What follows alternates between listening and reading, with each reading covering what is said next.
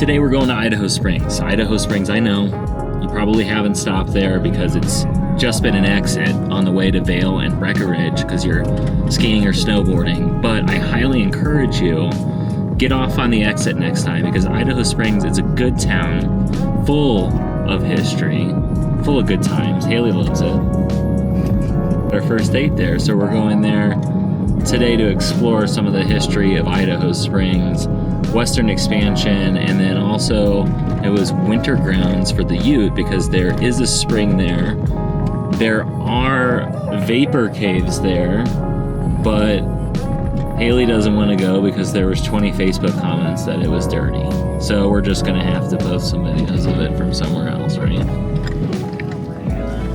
Right?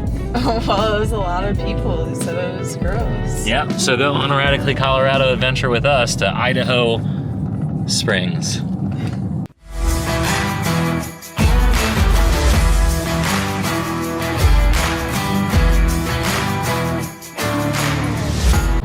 So this exit 243 to get to all the casinos and stuff right here. This was once, well, I mean, there still is some dispensaries and a gas station and stuff down there. But when the Colorado Central was rolling in, there was a kind of a junction city right there because Colorado Central would take you either up the hill there to Blackhawk or over here to Idaho Springs. We're gonna go to Idaho Springs. So we're gonna try something new today, and we're gonna bring to life some of these historic photos with artificial intelligence. I did it for myself, and then I loved it so much because you feel like you're really transported into these historic scenes. So let me know what you think of it as we're walking through Idaho Springs too.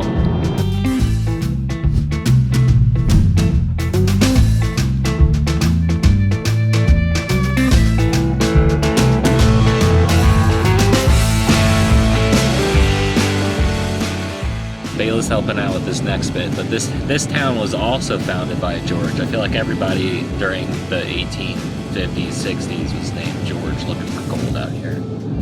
George Jackson, and he found gold, and it was right at the creek there that comes into the town and intersects Clear Creek. We're gonna go by that. But this town then really popped up overnight and became quite a huge town and became the central processing plant for a lot of the ore that was found in the area, including in Central City, Blackhawk, the Argo Tunnel. We're gonna go by, you can see it off the interstate, Argo there. We're gonna go by where a 4.7 mile tunnel was dug to connect all the mines in this Clear Creek area. So it's a real economic hub at a certain point. All right, we're in the middle of it, Idaho Springs. We're gonna get out. This is what I would call the boomtown that never busted. And that's because this economy in Idaho Springs was a little bit different. I'm walking over right now to where George Jackson, all these towns are founded by Georges, I feel like, struck placer gold. And not only that, this wasn't the first place that we struck gold. That was Gold Hill, I mentioned that. But he found that there was a really easy way to extract this placer gold, which made gold economically viable at the time, which really brings up this town. At first is known as real creative, Jackson's Diggings, his last name, and then he digs here. Good one. So we're walking by this town that really kind of sprung up overnight. I'm gonna cut through this little alley here by a tiny Victorian home. A lot of these structures really came up in the late 1800s. But the reason that this was the kind of a town that didn't die was because it wasn't reliant on silver, like Georgetown, the video that we just did. Any economy that was reliant on silver didn't really survive. And that's because silver was devalued and the United States government stopped buying it in 1893 to be a basis of currency, and that's what did it. So, Chicago Creek comes in, and you can kind of see right here in this little section of Clear Creek, my understanding is It's right here. It's about where George would have found that placer gold. And then he started going around this area so that way he could lay claims to all sorts of different mining claims, like the Phoenix mines, which was the first gold mine. So this is where the gold rush started in the United States. In mining, right back here is the Argo Mill, way back in the distance over here, went until the 1940s. So this is the boom town that never died, because by that time Idaho Springs had gained enough tourism. Hot Springs are right over there, where it became a legendary Colorado town.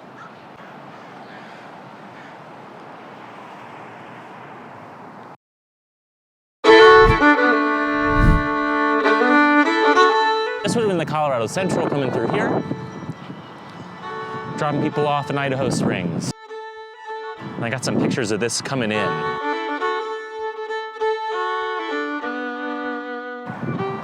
at that. See our train tracks would have ran through, kept going through here. And we're really kind of like in the alley, so to speak, of Idaho Springs. And then you walk one block over here. Of course, the Masonic Lodge at the center of everything. And we're in town. This town's really neat because it's so well preserved, as you're going to see, because it was never a ghost town. A lot of these buildings did not fall into disrepair, so it's super beautiful.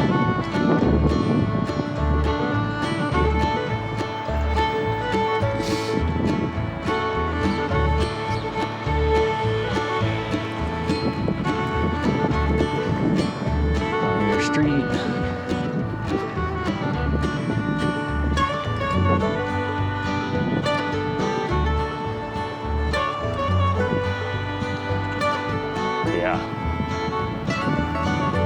So it really feels like you stepped into the late 1800s,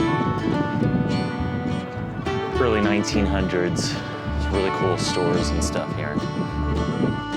One of the best breweries right there, westbound and down.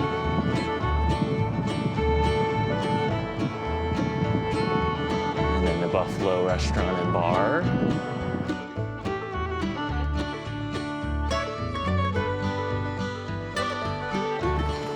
First National Bank. It's in 1880. I'd go in there. I bet they got the old bank vault. Now it's soap, stuff like that. The old Opera House. Walk.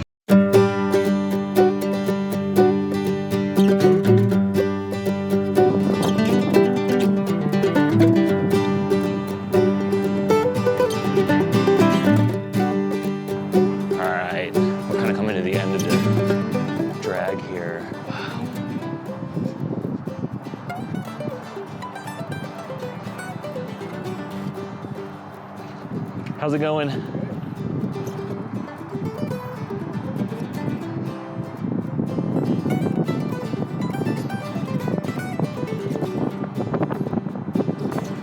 This is the Queen Hotel, place to stay back in the day. Yeah, it looks like a thrift shop, some residents. And then right across here is Tommyknocker. I didn't know this until a couple weeks ago. Tommyknocker was a nickname for the miners because they were so small, courageous, hard-knocking people. Nothing could stop them. So Tommyknocker here, a brewery that's been here for a while. Good restaurant, commemorating that. There's the Underhill Museum, which I would go in if we were open right now too. And right across the street here, this is the Placer Inn that Tommyknocker's in now.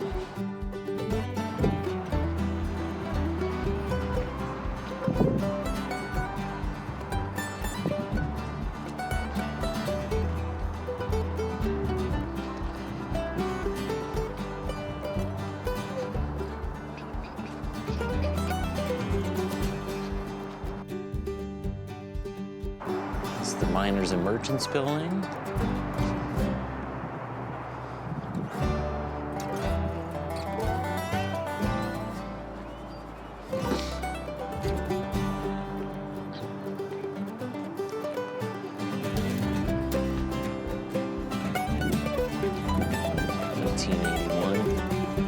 Pojo's another good pizza spot right there. They got locations all over the mountains. They have what's dubbed the Colorado style pizza. And I'm walking by the Miners Exchange building right here, which would have been a busy place back in the 1900s. Think of all the bustle on these streets, all the miners getting their caravans together for the day, all the people coming in, trading in their product. Incredible. And then coming up on my favorite here, westbound and down, great beer, great food, great beer. Can't say that enough.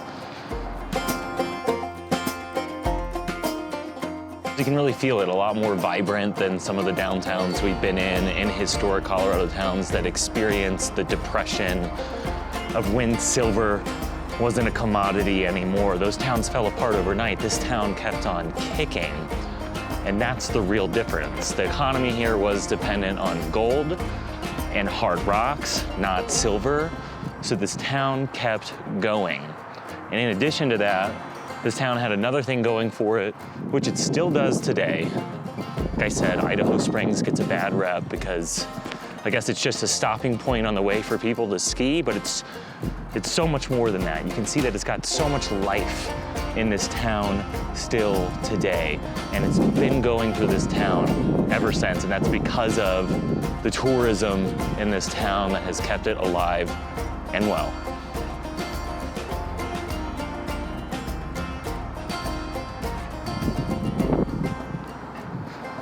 So you know this town's kind of a big deal here because of the way it's growing, but there was kind of the competition between it and Georgetown, which was a silver town, really boomed at the time that Colorado became a territory.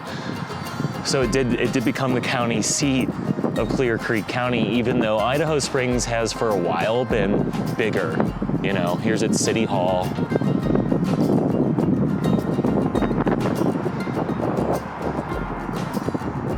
Which was the Grass Valley Schoolhouse. There's the frozen waterfall. So Clear Creek keeps going that way.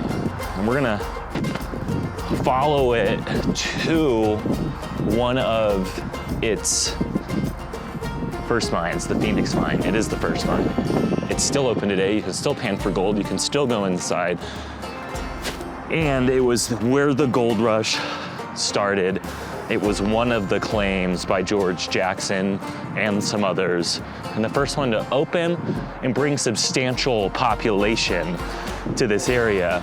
Like I said, he named it Jackson Diggings, very creative guy, Georgie. And within, I think, like a couple years, there was 200-300 people here. So this area was growing really fast. And then they couldn't decide on the name, so it was called Idaho with an E. Eventually, because of the hot springs over there, the name got settled on Idaho Springs. Seems like a pretty good name, huh? So where I'm standing now, right behind me, is the Argo Mill and the Argo Tunnel. And this is what brought all of the gold ore from all the areas, Central City to here. The tunnel connected all of these mines in the area. Also, you can see kind of right over here, they're building these cables that are going up the mountain. So they're building this whole new development up there, food hall, entertainment, I think concerts and stuff like that as well. So pretty neat. So this is the other cool thing about Idaho Springs. It's the kind of the entrance to this Mount Blue Sky Wilderness. And then here on this side is where you go into the old lodges and the hot spring, yeah? Is it? Yeah, that's the Indian Hot Springs right there. I think it looks definitely worth going to, but someone doesn't, and that's okay. Well, we can go there private. Yeah. It'd be super hard to talk about Idaho Springs without talking about the springs part, right? And this is what brought the Northern Ute Native American tribe in, and it didn't take long for it to commercialize and make Idaho Springs not only a town that had a ton of gold, but a town that had the gold of good health. This Springs is what turned it from Idaho to Idaho Springs. I mean, come on. This place is really cool, even though Haley's seen 20 Facebook comments that it's a little dirty now. But this place is a staple of history. People like Teddy Roosevelt, Franklin Delano Roosevelt, Walt Whitman, etc. They all stayed at this hot springs, which also has caves that have vapor in them. And this is part of the movement to make the Rockies a place of health and wellness. We've done a lot of videos on that, and here's even like an early rec center in Idaho Springs that had 2 pools and baths and stuff. A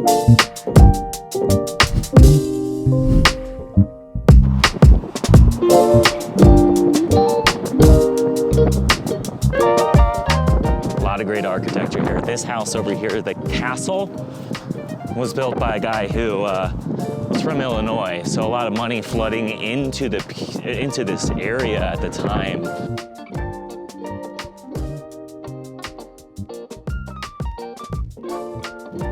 We're gonna go through some of these back streets here so you can see all these beautiful Victorians and just get an idea of the scale of Idaho Springs, how built up against these mountains, all these beautiful historic structures here. You can tell, like, they're built really close together because this place was going up so fast. That old.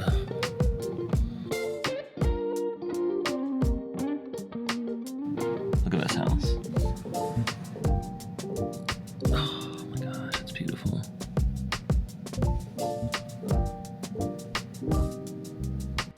Comparatively speaking, from a real estate market perspective, Idaho Springs is pretty affordable compared to a lot of the other foothill places closer to Denver. There's not a lot of sales, but you can see here you can get in an old Victorian like this for $790,000, with the average sale clocking in below $600,000.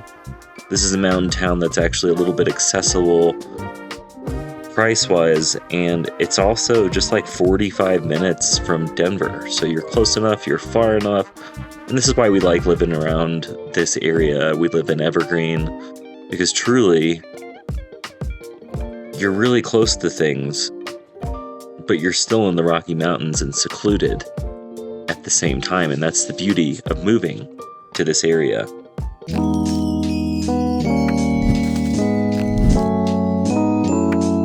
Bodie here, he's excited to go to Idaho Springs, right, Bodie? You got a banana? Okay.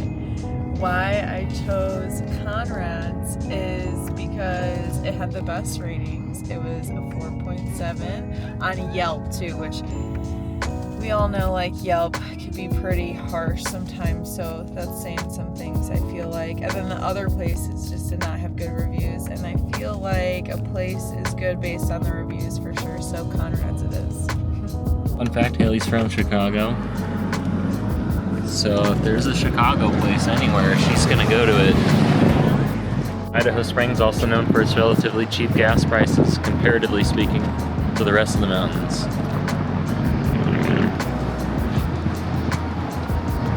This is Colorado Boulevard, the thread. It's gonna thread you through the whole town.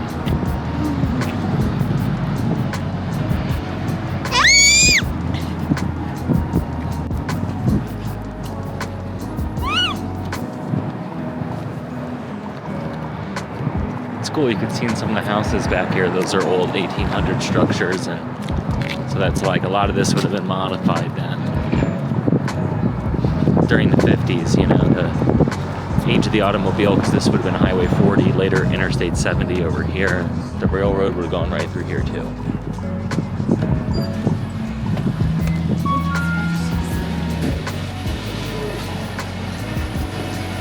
Wow, this looks so good. Who'd have thought? Huh? Hey, great, how are you? Good.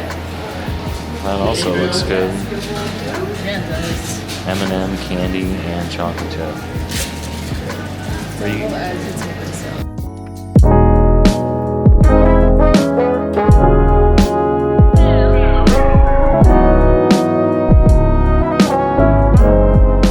Italian beef sandwich. Could we just do sweet peppers on it?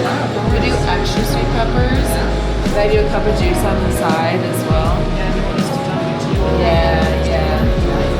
And then a side of French fries, and then the deviled egg potato salad.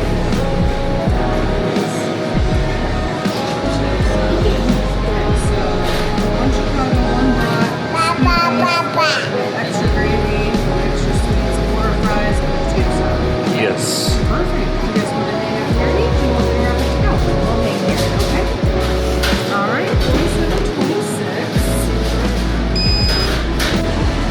This place is so good. I mean, like, really good. We met the two individuals in the back here, the Conrads, and they mentioned that they had some folks from ownership at Portillo's and Vienna Beef give them very high accolades.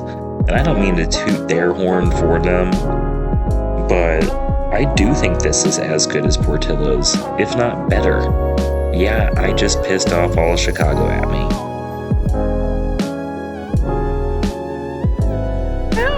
You little hot dog guy? There he is.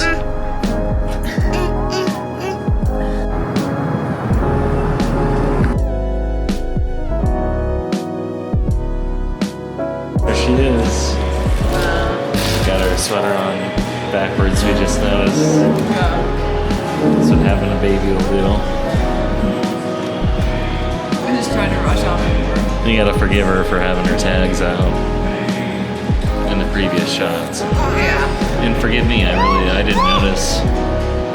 Yeah. There's gonna be some people in the comments that say that. This could be true.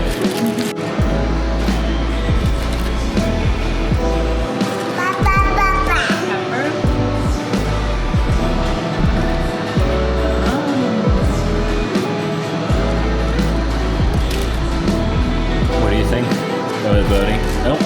He always does that the first time. Oh, it was the pepper.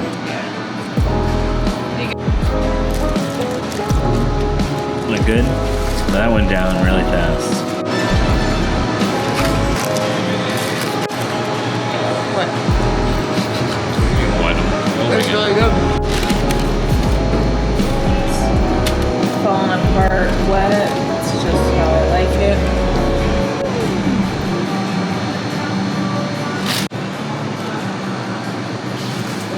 It's a classic Vienna beef. Yeah, it is. It's delicious. It's even got the Really dip it? neon green relish on here. I feel like that's pretty important.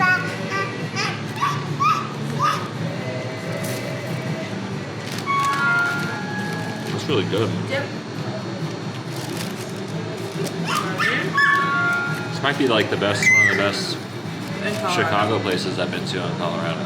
Yeah. We've been to them all. Owner's super cool. Both of those, yeah. The owners, the Conrads, was a lineman in Evergreen. But yeah, so he had the president of Vienna Beef stop in and say how great this place was, and one of the owners of Portillo's, and it really is as good, if not better. So mad props to them. So good. It was From the delicious. Chicago.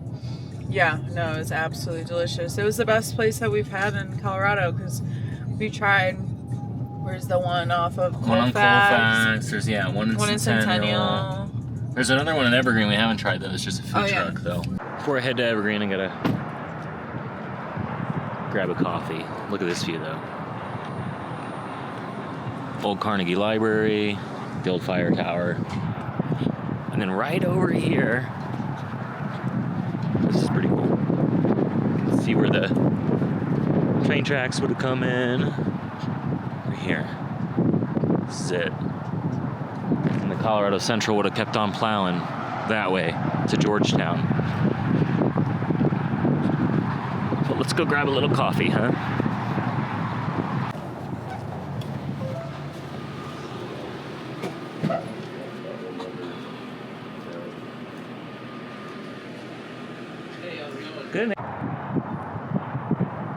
All right, last stop. You all knew that about me already. Don't stop.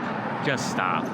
But here I am. So this was I-40 US 6. So Idaho Springs has always had the convenience of really being this gut, this Clear Creek Canyon right here, the only way through to get to the top of the mountains. So it's the Colorado Central, the Colorado Southern, the US Highway 40, and then eventually Interstate 70. Interstate 70 had a lot of traffic on the way back, so we take the scenic route back to Evergreen. Enjoy some of these beautiful views, and if you like this video, make sure to like and subscribe. That really helps us out. We love making these. If you have any suggestions for future videos, drop that in the comments below.